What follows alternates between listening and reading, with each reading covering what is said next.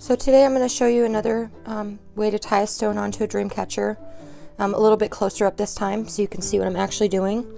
So we're going to start again with our large silver bead that's got a big opening. We need that to be big so we can slip it down over the knot when we're done. So we're going to put that on first.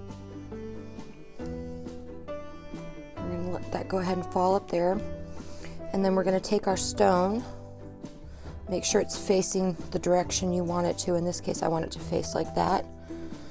And we're going to just run this through there real quick. Like so. And then we're going to tie this right here.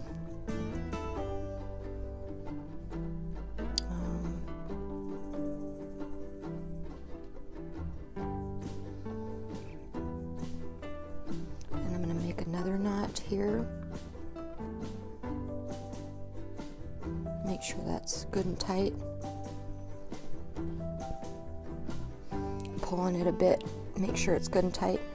And then we're going to take just a drop of the super glue and put it on right here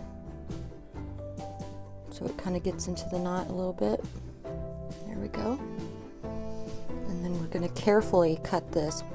You don't want to get those scissors too close to your webbing or you'll ruin everything you just did.